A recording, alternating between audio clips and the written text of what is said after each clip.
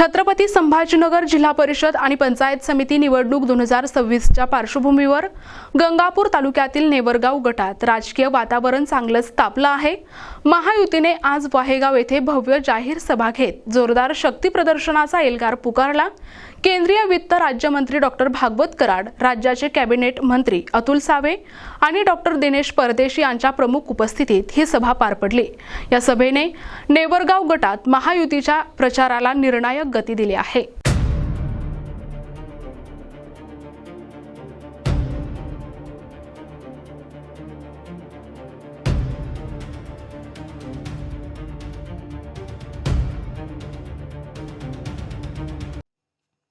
सभेच्या प्रारंभी महापुरुषांच्या प्रतिमांना पुष्पहार अर्पण करून अभिवादन करण्यात आले। तसेच नुकत्याच झालेल्या विमान अपघातातील दिवंगत उपमुख्यमंत्री अजित पवार यांना भावपूर्ण श्रद्धांजली अर्पण करण्यात आली। या सभेत बोलताना मंत्री अतुल सावे यांनी मोठी घोषणा केली। मी या नेवरगाव सर्कलचे पालकत्व स्वीकारतो। इथल्या प्रत्येक समस्या आणि विकास कामांना सरकार दरबारी मांडून न्याय देण्याची जबाबदारी माझी असेल, असे आश्वासन त्यांनी दिले। या त्यांच्या घोषणेमुळे नेवरगाव गटातील कार्यकर्त्यांमध्ये कमालीचा उत्साह पाहायला मिळतोय।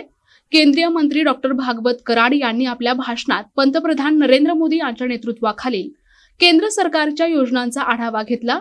गरिबीची जाण असलेल्या पंतप्रधानांमुळेच आज देशाचा सर्वांगीण विकास होतोय, असे प्रतिपादन त्यांनी केले। यावेळी महायुतीचे नेते डॉक्टर दिनेश परदेशी यांनीही उपस्थित राहून उमेदवारांच्या विजयासाठी कार्यकर्त्यांना ताकद देण्याचे आवाहन केले। या सभेतून महायुतीच्या अधिकृत उमेदवार अरुणा राजेंद्र साळुंके, डॉक्टर सुरेखा नितीन वालतुरे आणि आप्पासाहेब लक्ष्मण हिबाळे यांना बहुमताने विजयी करण्याचे आवाहन करण्यात आले। केंद्र आणि राज्य सरकारच्या योजना तळागाळातील नागरिकांपर्यंत पोहोचवण्यासाठी महायुती कटिबद्ध असल्याचा निर्धार यावेळी नेत्यांनी व्यक्त केला।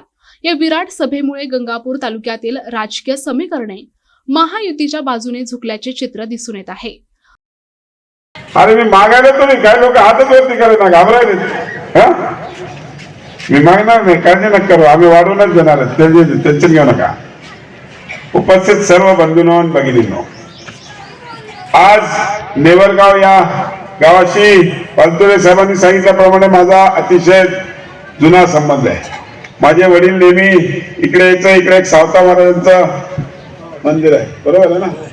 मी आलो एकदा, बरेच वर्ष झाले, पण आता लय वर्षानंतर आलं म्हणून तेवढं आठवना, पण मला आठवते की एकेकाळी इकडे त्यामुळे यायची मला संधी मिळाली होती।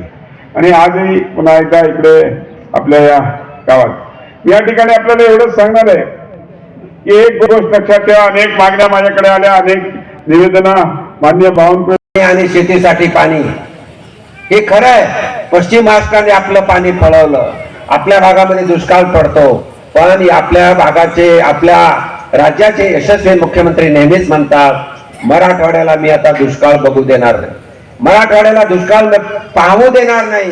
याचं एकमेव कारण आहे गुरुजी, जे पश्चिम वाहिनीमध्ये पाणी वाहून जातं, जे इगतपुरीकडे पाणी वाहून जातं, ते गोदावरी खोऱ्यामध्ये आणून ते पाणी सर्व भागाला, मराठवाड्यात सुजलम सुफलम कसं होईल, त्यासाठी माननीय मुख्यमंत्री फडणवीस साहेबांचं लक्ष आहे। अत्यंत मोठा प्रकल्प आहे आणि ते सुद्धा माननीय मुख्यमंत्री यांच्या नेतृत्वात होणार आहे।